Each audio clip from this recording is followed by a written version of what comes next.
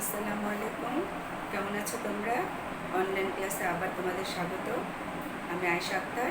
আজ তোমাদের পড়াবো বাংলা প্রথম পত্রের বঙ্গবাণী কবিতাটি। তো এই কবিতা পড়ানোর আগে এটা একটু পটভূমি আমি বলে নিতে চাই। এটি হচ্ছে মধ্যযুগের একটি কবিতা। সাহিত্যের 3টা যুগ রয়েছে। সেই 3টা যুগ হচ্ছে কি, একটি হচ্ছে প্রাচীন যুগ, আরেকটি মধ্যযুগ, আরেকটি হচ্ছে কি আধুনিক যুগ। প্রাচীন যুগের সময়কাল খ্রিস্টীয় 7ম থেকে 1200 শতক পর্যন্ত, আর মধ্যযুগের সময়কাল 1200 পর থেকে 1800 শতক পর্যন্ত, এবং আধুনিক যুগের সময়কাল 1800 অর্থাৎ 19বিংশ শতক থেকে শুরু করে বর্তমান কাল পর্যন্ত। আর এই যে আধুনিক যুগ সাহিত্যে যে নির্মিত হলো, সেটা কেমন করে হলো?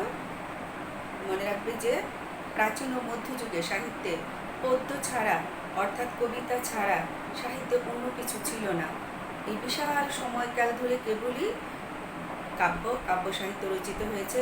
শুধুমাত্র চিঠিপত্র, দলিল, দস্তাবেজ এগুলির ভিতরে কিছু গদ্যের নিদর্শন ছিল, আর বাদবাকি পুরোটাই ছিল কি পদ্য। আর 1801 সাল থেকে শুরু হলো গদ্য সাহিত্যে। এই যে যত উপন্যাস, বড় গল্প, ছোট গল্প, প্রবন্ধ, নাটক, এগুলি প্রত্যেকটাই কি গদ্য সাহিত্য, এবং এগুলি সবই আধুনিক যুগের সৃষ্টি। এর আগে কিন্তু আমরা যত পাই যে চর্যাপদ প্রাচীন যুগের প্রথম নিদর্শন, শ্রীকৃষ্ণ কীর্তন কাব্য বরুচণ্ডী দাসের মধ্যযুগের আদিমতম নিদর্শন। তো কাজে এইভাবে দেখা যাচ্ছে যে সমস্ত প্রাচীন আর মধ্যযুগ ধরে ছিল কবিতা। তো কেমন ছিল আমাদের সেই সময় বাংলা, সেটারই একটা নিদর্শন স্বরূপ তোমাদের কিন্তু পাঠ্য করা হয়েছে বঙ্গবাণী কবিতাটি। এবং এটার কবি আব্দুল হাকিম, তিনি 17 শতকের কবি। আমরা একটু কবি পরিচিতিটা জেনে নিই, তাহলে বুঝতে পারবো কেমন করে এটা মধ্যযুগের কবিতা হলো। কারণ আমরা জানলাম কি 1800 সাল পর্যন্ত 1200 থেকে প্রায় 600 বছর, পুরো 600 বছর ছিল এই সাহিত্যে কবিতা এবং কবিতা। এখানে পদাবলী সাহিত্য আছে, মঙ্গল কাব্য আছে, তারপরে তোমার রোমান্টিক প্রণয়োপাখ্যান, যেমন লাইলি মজনু, শিরি ফরহাদ, ইউসুফ জুলেখা, এরকম যত কাহিনী কাব্যগুলি রয়েছে, এগুলি সবই কিন্তু গল্প মনে করি আমরা, কিন্তু এগুলি কবিতার ভিতর দিয়ে গল্প বলা। তাই প্রাচীন ও মধ্যযুগ কবিতার যুগ, আধুনিক যুগ হচ্ছে গদ্য সাহিত্যের যুগ। এর পাশাপাশি কবিতা থাকলেও সেই কবিতা সেই আধুনিক ধারায় নানানভাবে ছড়িয়ে পড়েছে, নানান শাখা প্রশাখা ধরে আধুনিকতার পর্যায়কে টাচ করেছে এবং উৎকর্ষ সাধিত হয়েছে সাহিত্যের সবগুলো শাখায়। তো এসো আমরা জেনে নিই বঙ্গবাণী কবিতার কবি পরিচিতি। বঙ্গবাণী কবিতার কবি পরিচিতিতে কার নাম আসবে? কবি আব্দুল হাকিম। তার আগে জেনে নিই আজকের বিশেষ পাঠ আমাদের যেটা ছিল, সেটা হচ্ছে কি বঙ্গবাণী। বঙ্গবাণী মানে তোমরা বুঝতে পারছো, বাংলা ভাষার কথা বলা হয়েছে এখানে। কবি হচ্ছেন কে? আব্দুল হাকিম।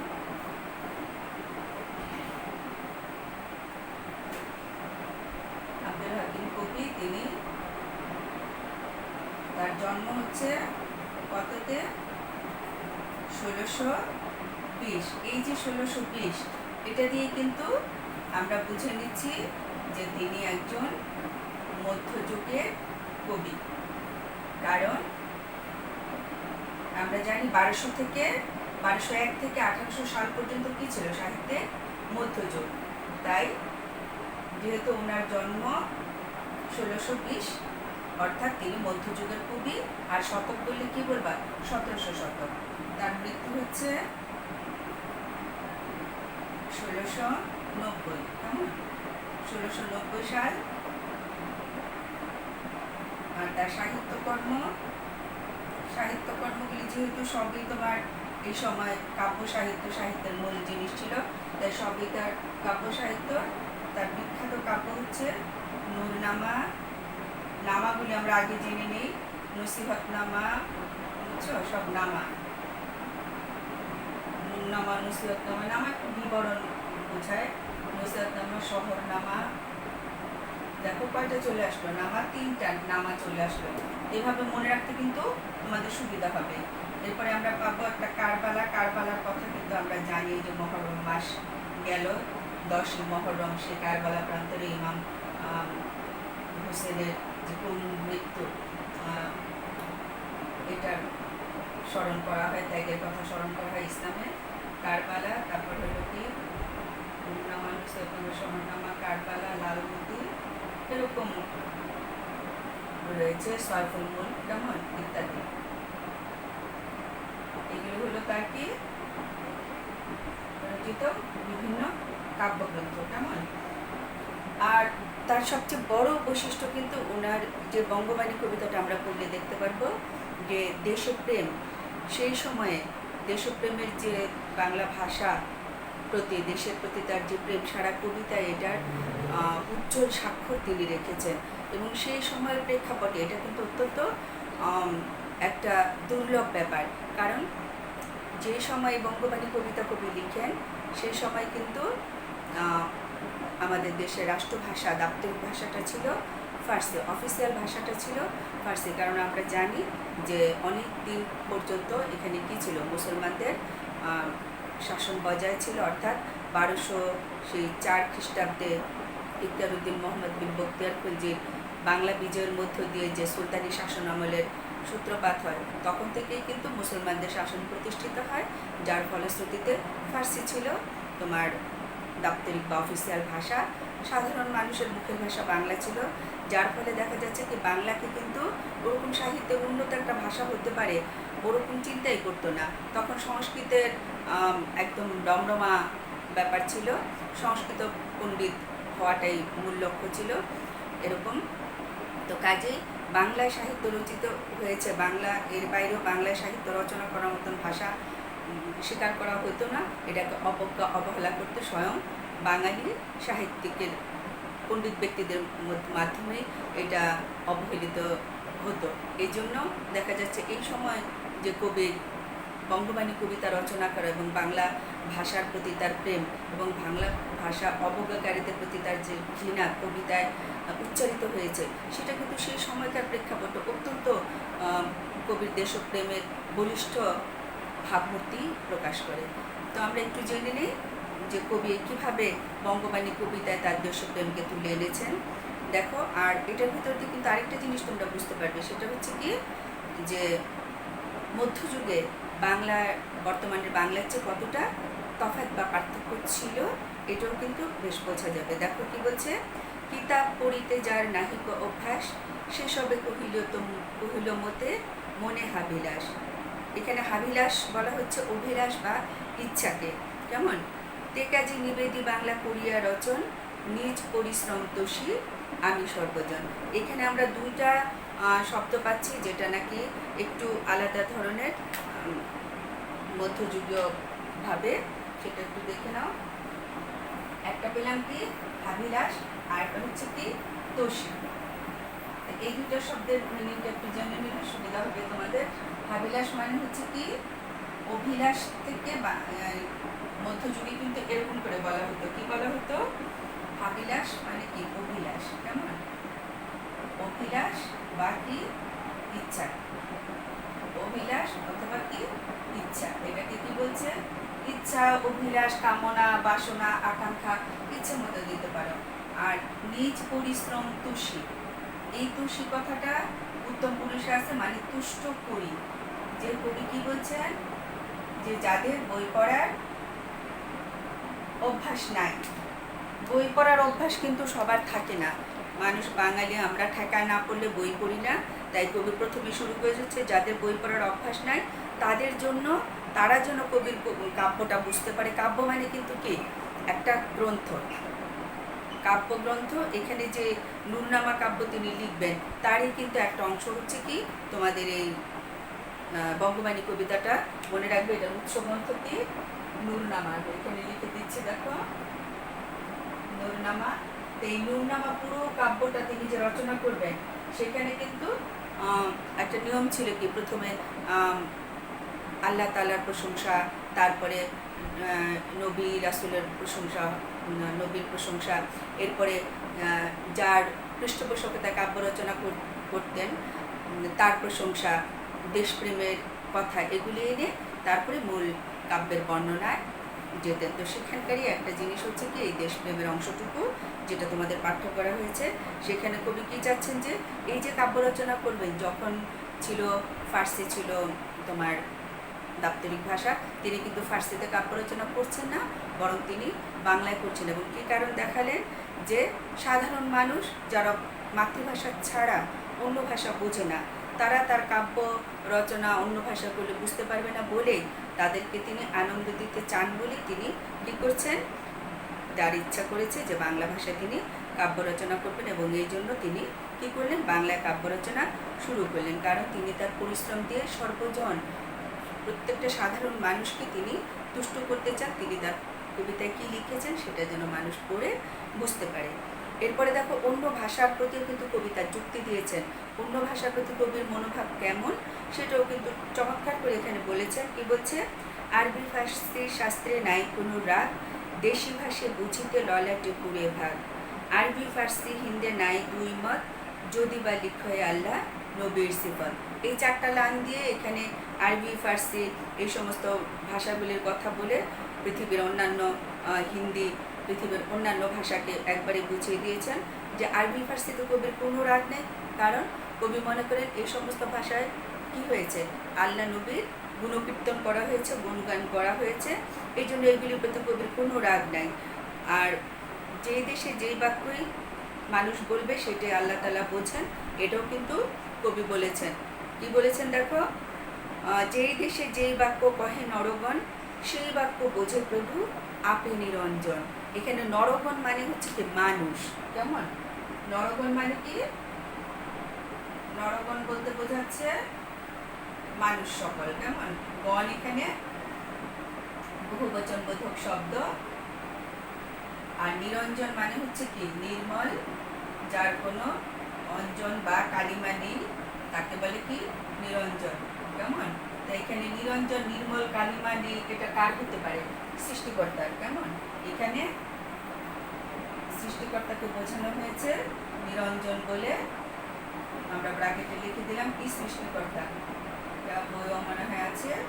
কেমন, তাহলে যেই দেশে যেই বাক্যে, আর আপে মানে এখানে আপে বলেও কিন্তু সেই বাক্য বোঝে প্রভু আপে নিরঞ্জন। কেমন, এই যে আপে বললো, এই আপে মানে আপনি বা নিজে। কেমন, আপন থেকে আপনি অথবা কি নিজে, অর্থাৎ যে দেশের মানুষ যেই ভাষায় কথা বলুক না কেন, স্বয়ং সৃষ্টিকর্তা সেগুলি বোঝেন।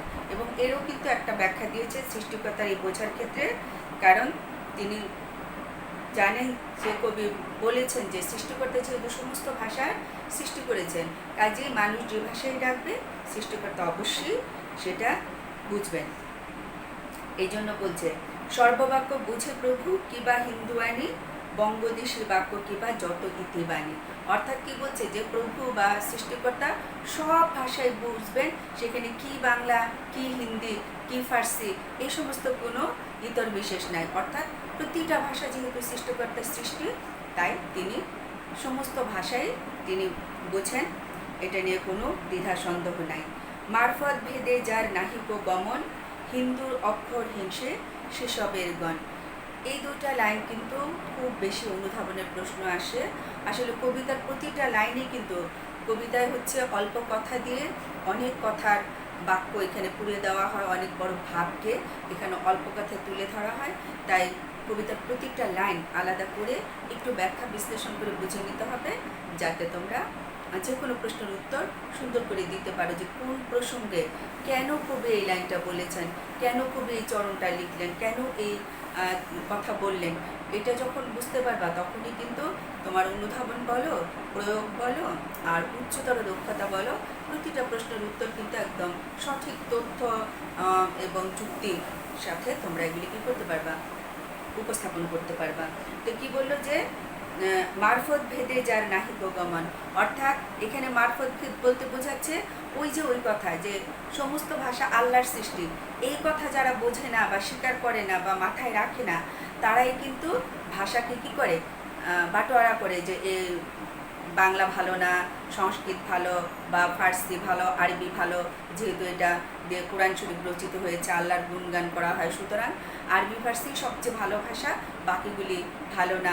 এই যে এরকম ভাষার ক্ষেত্রে যে প্রভেদ পার্থক্য আনা, ভালো মন্দের যে ক্লাসিফিকেশন করা, বিভাজন করা, এগুলিকে কবি বলেছেন যে এগুলি তারাই বলে যারা নাকি সত্যিকার অর্থে ওই মর্মটা জানে না যে ভাষা সমস্ত ভাষাই আল্লাহ সৃষ্টি। এটাকেই কবি বলেছেন মারফত ভেদ।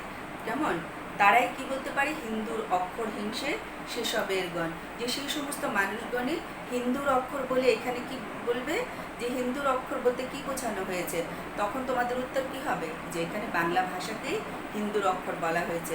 কারণ আমরা জানি যে ভারতীয় উপমহাদেশের একটা অংশ আমাদের এই বাংলাদেশ, কাজে এখানে হিন্দু মুসলমান সবাই ছিল। আর সবচেয়ে বড় কথা, পড়াশোনার ক্ষেত্রে কিন্তু হিন্দুরা বাঙালির চেয়ে, মুসলমান বাঙালির চেয়ে অনেক বেশি এগিয়ে ছিল। কারণ দেখা যাচ্ছে ইংরেজি শিক্ষা এগুলি সব কিছু মিলেই তারা পড়াশোনার ক্ষেত্রে কিন্তু হিন্দুরা এগিয়ে ছিল। তো কাজেই বাংলা ভাষাকে দেখা যাচ্ছে হিন্দুর অক্ষর বলে এক ধরনের অবজ্ঞা করা হতো। কেমন এখানে মুসলমানদের কথা আনাই হয় নাই, কারণ যেহেতু অবজ্ঞাটা মুসলমানদের মধ্য দিয়েও এটা চলে আসছে অনেকে করে, এই জন্য বাংলাকে হিন্দুর অক্ষর বলতো। আর মুসলমানি ভাষা কোনটাকে বলতো, ওই যে তোমার ফার্সি, আরবি। তো মুসলমানরাই দেখা যাচ্ছে বাংলাকে এইভাবে অবজ্ঞা করতো হিন্দুর অক্ষর বলে, যে বাংলায় সাহিত্য চর্চা মানে হিন্দুয়ানির চর্চা করে, এটা অধর্ম, এটা ধর্মীয় হতে পারে না। তো কবি কিন্তু সেটা সম্পূর্ণভাবে কি করলেন, অগ্রাহ্য করলেন এবং তিনি বুঝিয়ে দিলেন যে এটা সঠিক কথা নয়। এরপরই দেখো কবি কিভাবে এই কথার যারা বলছে তাদেরকে কিভাবে তিনি ধিক্কার দিয়েছেন। যেসবে বঙ্গেতে জন্মে হিংসে বঙ্গবাণী, সেসব কাহার জন্ম নির্ণয় ন জানি। তো এখানে কিন্তু চমৎকার করে বলছে যে বাংলাদেশে জন্মগ্রহণ করে যারা বঙ্গবাণীকে হিংসা করে, এখানে হিংসা বলতে হিংসা শব্দের অর্থ সাধারণ হিংসাভাবে যাবে না, বলতে হবে অবহেলা, অবজ্ঞা।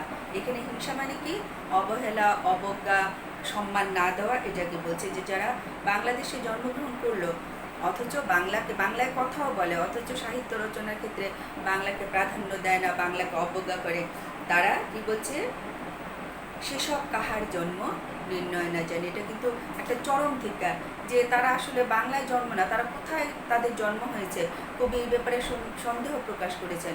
কাজে কারো জন্ম নিয়ে সন্দেহ প্রকাশ করা কিন্তু সবচেয়ে বেশি অপমানের। কবি কিন্তু এই ধিক্কারটা, এই অপমানটা তাদেরকে দিলেন। আসলে এটার ভিতর দিয়ে কবির চরমতম দেশপ্রেম এবং ভাষাপ্রেমের স্বরূপটাই কিন্তু তিনি এখানে কি করেছেন, উন্মোচন করেছেন, ফুটিয়ে তুলেছেন। কেমন, দেশি ভাষা বিদ্যা যার মনে না জুয়ায়, নিজ দেশ ত্যাগী কেন বিদেশ ন যায়।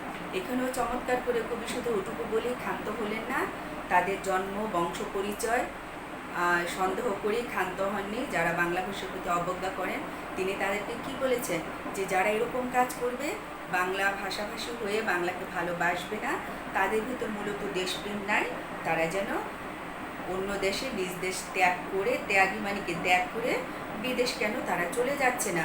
কবি তাদেরকে এই দেশে থাকার অধিকার আছে বলে মনে করেন না, এই জন্য কবি তাদেরকে কি বলছেন, তারা যেন অন্য দেশে চলে যায়। কারণ কবি কি মনে করেন, মাতা পিতা মহক্রমে বঙ্গে তো বসতি, দেশি ভাষা উপদেশ মনে হিত অতি। কবি মনে করেন যে মাতা পিতা পূর্বপুরুষগণ আমাদেরকে বাংলায় বসবাস করেছে, সেই সূত্র ধরেই আমরা বাঙালি, আমরাও এখানে বসবাস করেছি। কাজে বাংলা ভাষার সমস্ত কিছু আমাদের জন্য হিতকর, কল্যাণকর। কাজে কবি তার ভাষার প্রেমকে, দেশপ্রেমকে এইভাবেই তার বঙ্গবাণী কবিতায় কি করেছেন, সুন্দর করে উপস্থাপন করেছেন, তার প্রেমকে তিনি প্রতিষ্ঠিত করেছেন। আচ্ছা, এখানেও কিন্তু দু চারটা শব্দার্থ আমাদের জানতে হবে। সেটা হচ্ছে কি, জুয়াই। জুয়াই শব্দের অর্থ দেখো, জুয়াই মানে কি, বেঁচে থাকা। কেমন, বেঁচে থাকা অর্থাৎ যাদের মনে ভাষার প্রেম বেঁচে না থাকে, বাংলা ভাষার বিদ্যা যার মনে না থাকে। ত্যাগী হচ্ছে কি, ত্যাগ করে। কবিতায় এইভাবে বলা হয়েছে, নিজ দেশ ত্যাগী। ত্যাগী মানে কি, ত্যাগ করে। কেমন, মানে ছেড়ে দিয়ে, ত্যাগ করে।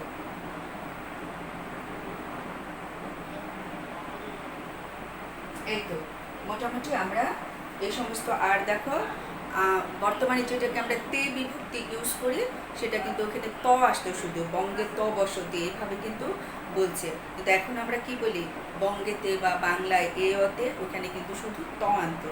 তো এইভাবেই দেখা যাচ্ছে যে কিছু কিছু পরিবর্তন মধ্যযুগের বাংলায় ছিল।